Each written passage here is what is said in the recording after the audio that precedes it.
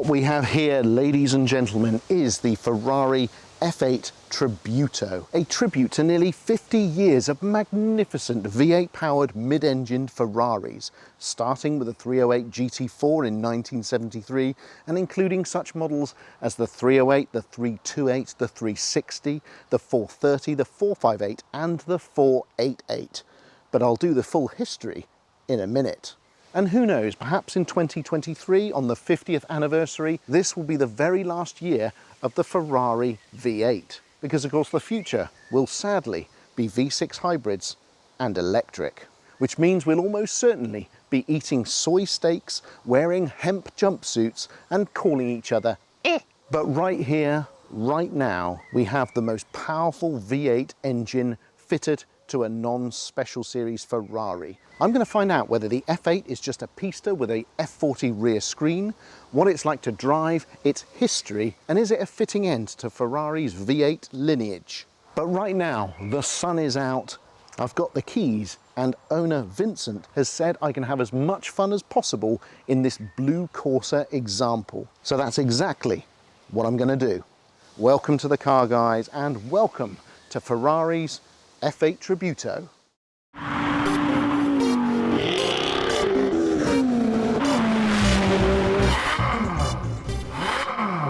What I'm really interested to find out this week is how close is this car to my Pista Spider? Because at the time people thought this was just a rebodied Pista. Better than the 488 GTB, of course, but definitely not a major jump forward. You don't know this, but I actually ordered an F8 Tributo at the time and put down a deposit. But in the end, I cancelled it because it was going to arrive at the same time as my Pista Spider. And I thought, well, I didn't really want to take the shine off the Pista Spider. Did I make the right decision?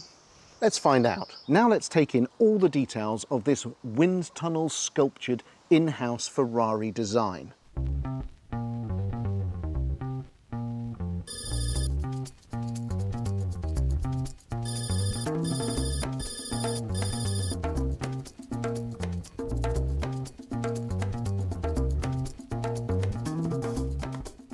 First of all, let's talk S-duct, and as you can see here, it's a plunging hole right in the front of the bonnet or hood. The cold air rushes in through the front of the car, comes through the S-duct, is super catapulted over the windscreen, over the roof, down onto that rear spoiler. It also shoots around the side of the car, over the wing mirrors and down into those vents in the engine to help cool that as well. You've also got a flat underbody and diffuser to help cool the brakes.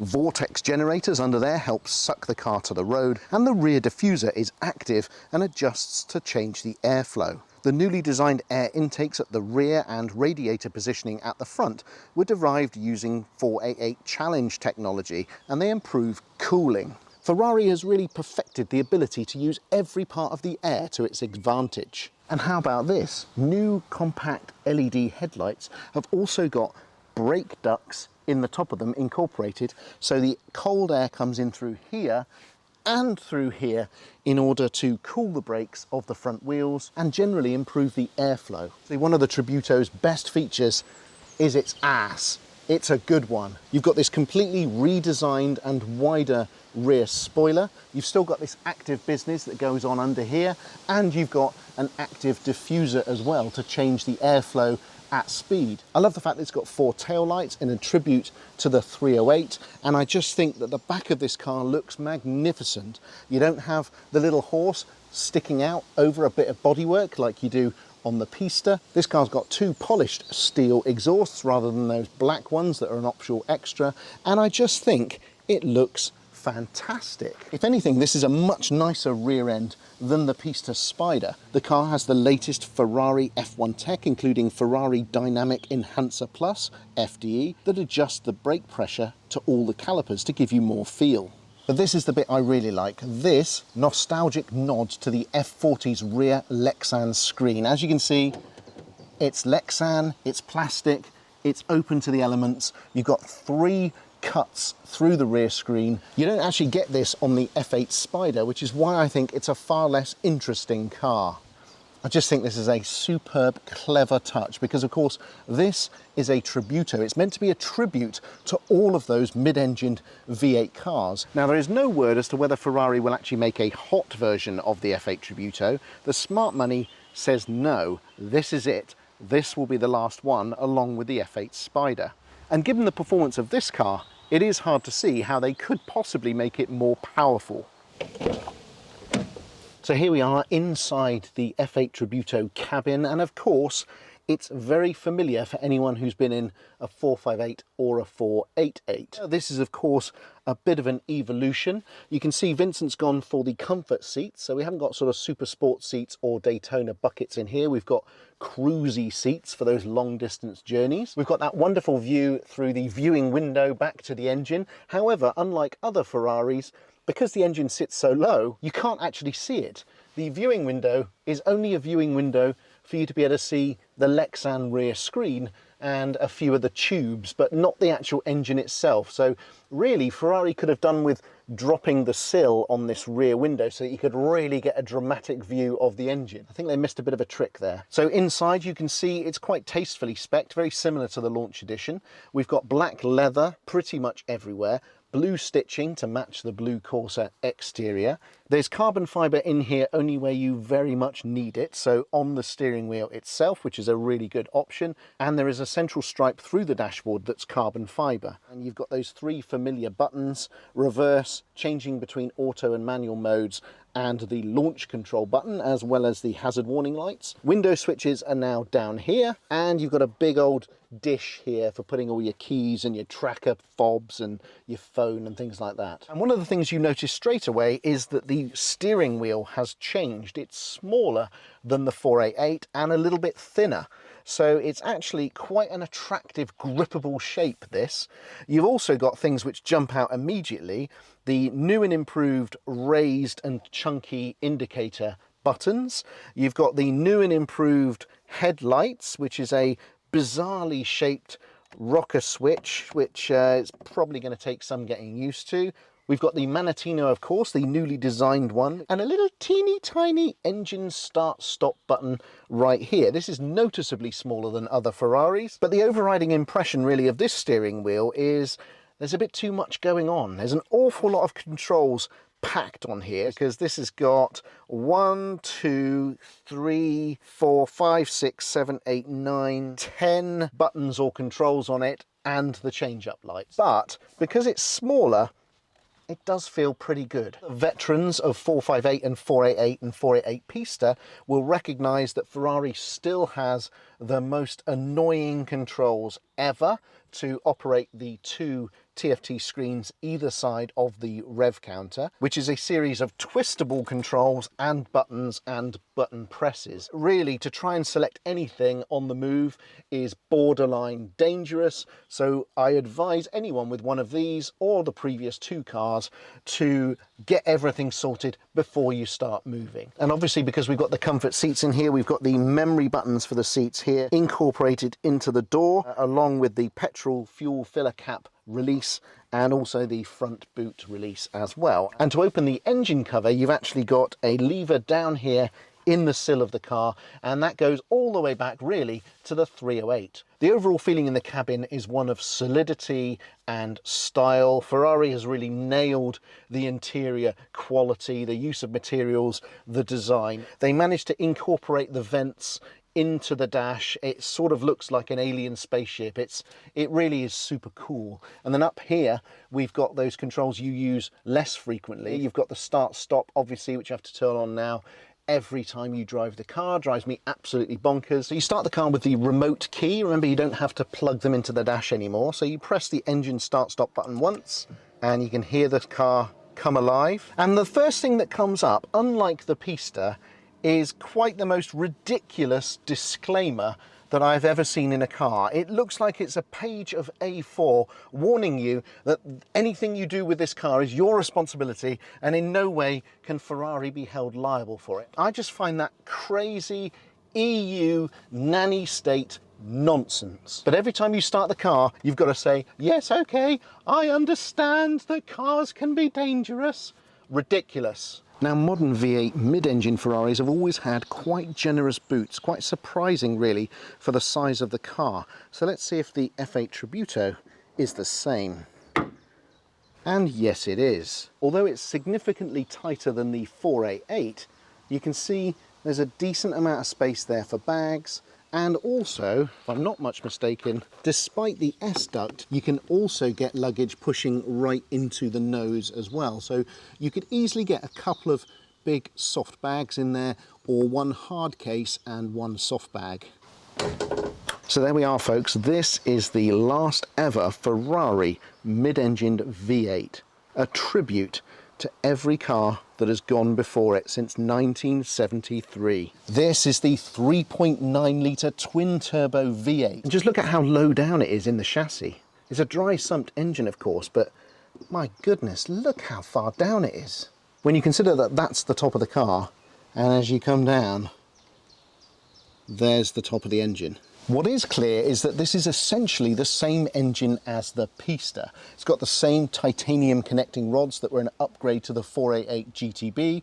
Ferrari claims no turbo lag and that this car uses turbo rev sensors developed in the 488 Challenge. The exhaust layout and Iconal manifolds have been completely changed, and the aim of that is to deliver a unique sound from this engine. So in theory, this car is going to sound quite different to my Pista Spider. It puts out 710 brake horsepower and 568 foot-pounds of torque. That's 770 Newton meters.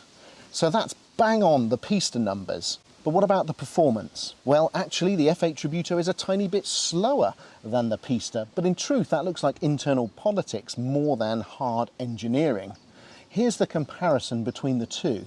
As you can see, the Tributo 0 to 60 is 2.9 seconds. The Pista does it in 2.85. The Tributo's 0 to 124 is 7.8 seconds. Pista does it in 7.6. And this weighs 1,435 kilograms at the curb compared to the Pista's 1,385. So the F8 Tributo is 40 kilograms lighter than the 488 GTB, but 50 kilograms heavier than the Pista. So in theory, this car should feel a little slower than the Pista Spider, but there's only one way to find out. Let's get it on the road. So let's start her up.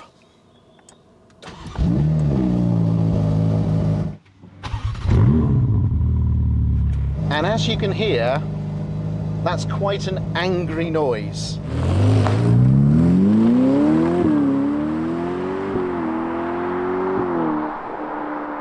Now, I know it sounds silly, but as soon as I got in this car, it felt lighter and more alive than the Pista.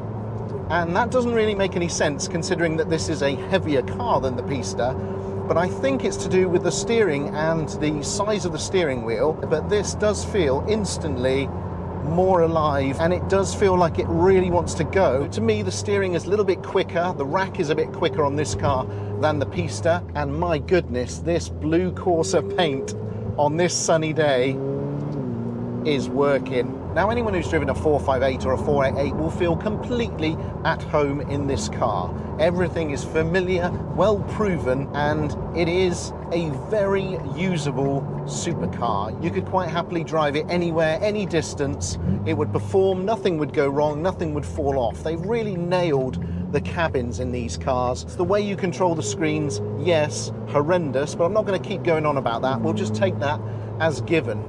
But what is immediately apparent is how much power there is below your right foot and how eager it is to unleash it. Here we go, this is some really nice roads now. Let's see what this car's all about.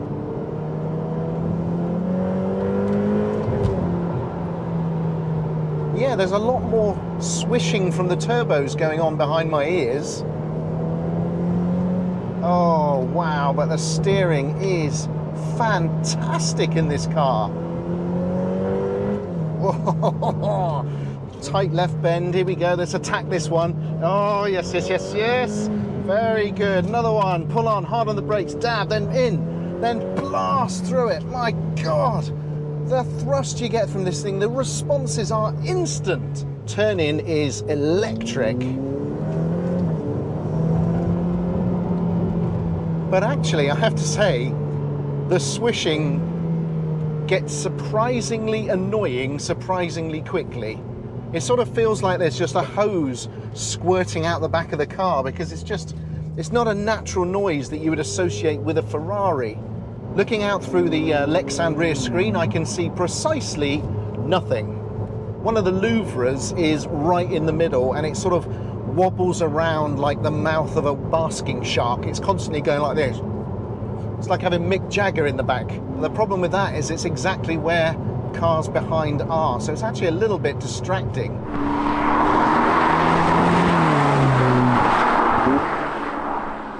The gearbox, the changing of gears is pretty much seamless. It doesn't upset the car at all, even mid-bends. You can really hustle this thing. Oh, look at that, look at that, look at that. Oh, yes.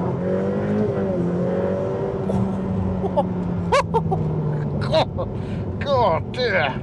And the Ferrari ceramic brakes are, of course, imperious. They have seemingly endless stopping power, no fade. And in this car, a lot of feel. There's a good progressive feel on the brake pedal.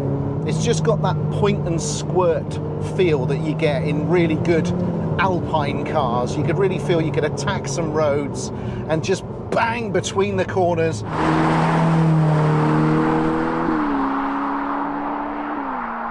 Fancy some beans? Second gear, tyres are warmed up, F8 Tributo beans. Here we go then.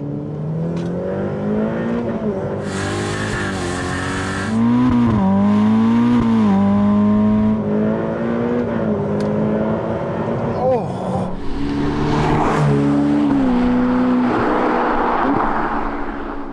God! Yeah, the acceleration is... Oh, it's savage, it really is.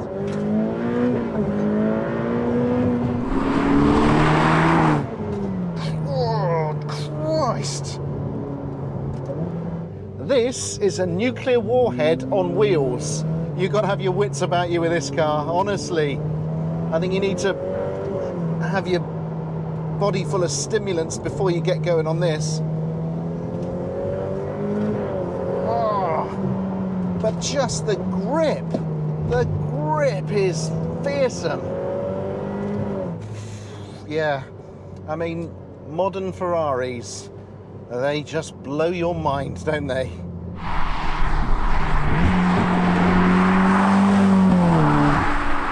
Let's just calm things down a little bit. Right, so what do I like about this car? Well, I like the aggressive looks. I think it's quite a striking car. It's not classically beautiful, but it's certainly aggressive, and it says, "Get out of my way." Oh. I like the speed. I think the speed is very addictive and just cataclysmic. Gear changes are immediate. Traction is amazing. The amount of grip that you've got, incredible. The brakes are good, and it's properly built. It's properly screwed together, like all modern Ferraris. You've also got a decent amount of luggage space.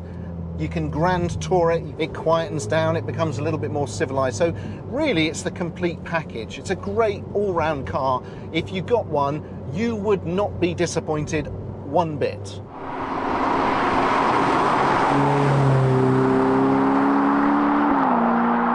What do I not like about it? Well, there's no getting away from it. It's the sound of the engine.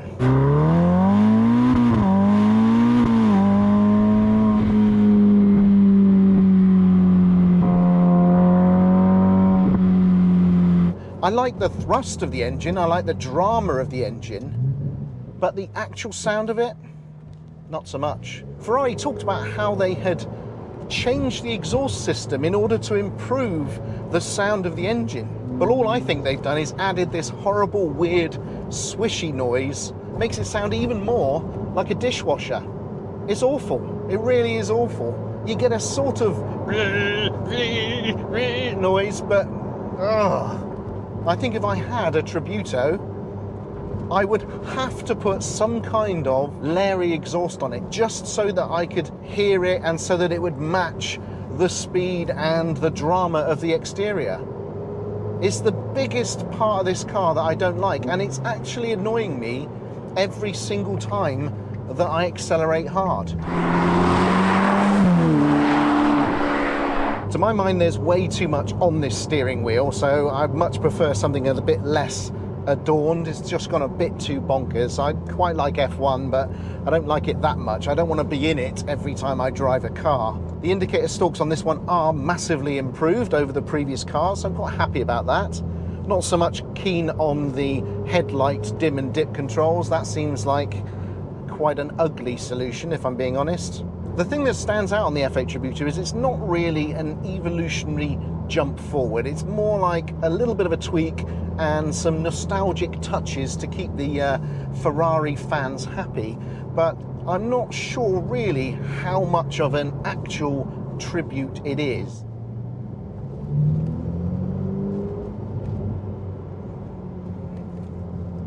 I don't know how that lorry driver didn't see a bright blue Ferrari then, but it seems like he didn't. There's a little bit of a squeaky bum time there.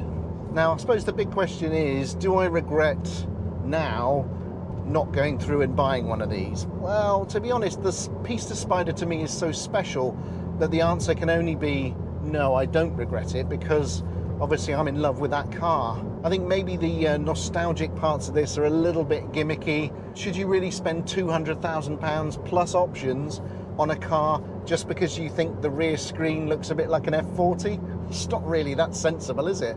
But if you do fancy getting one of these, I can guarantee you one thing, and that's you're not going to be disappointed.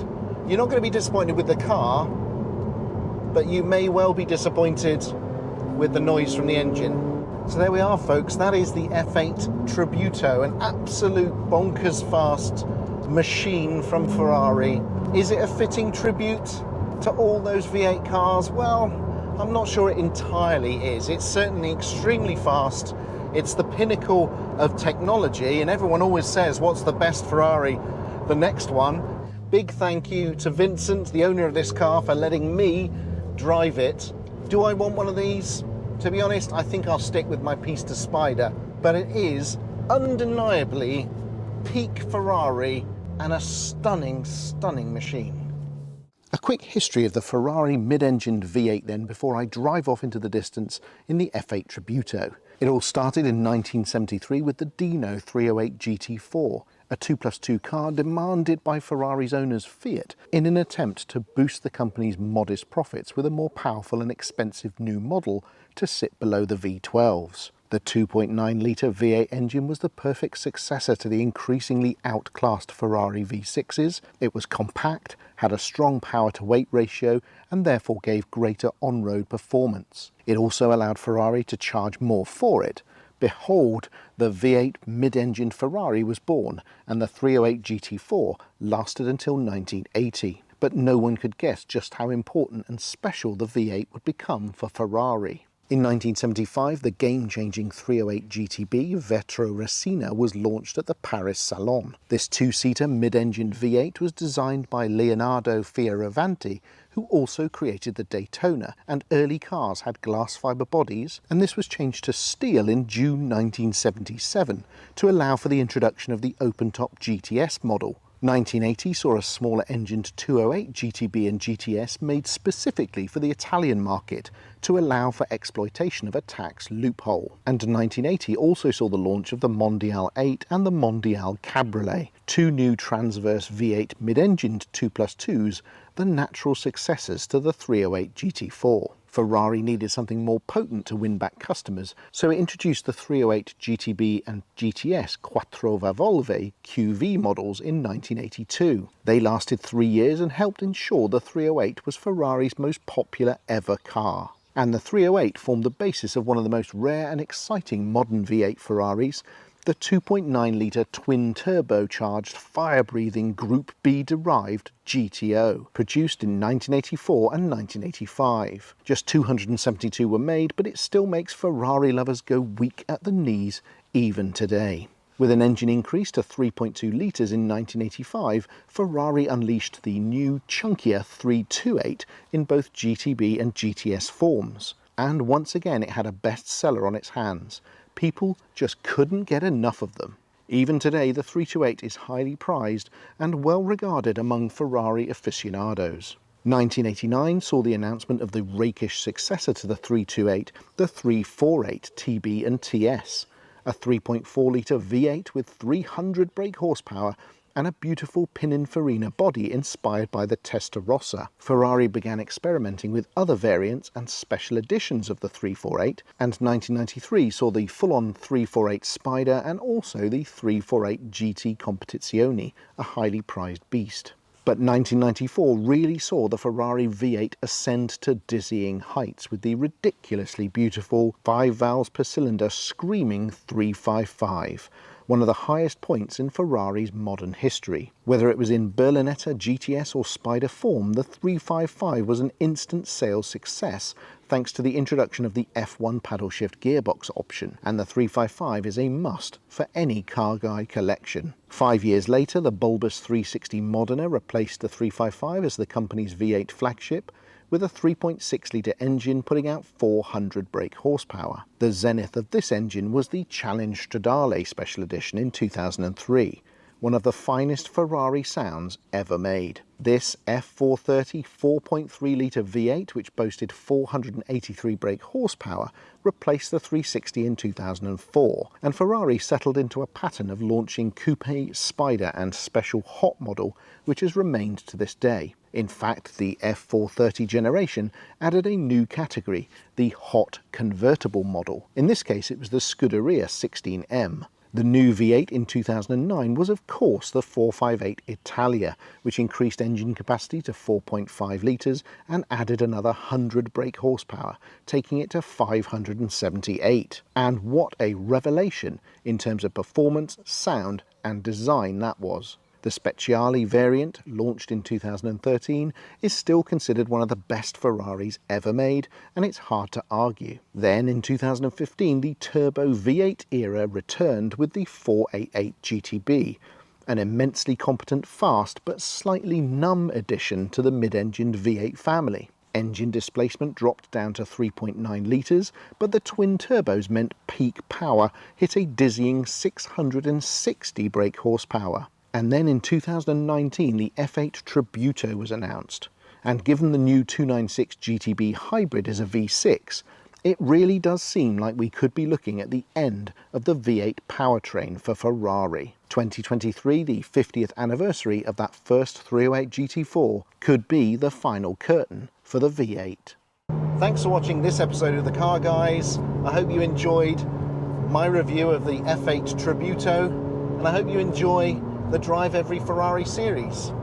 If you like what we're doing on the channel, please subscribe, leave comments and likes. There'll be another episode next week. I'm going to need a long lie down in a sensory deprivation tank after this one.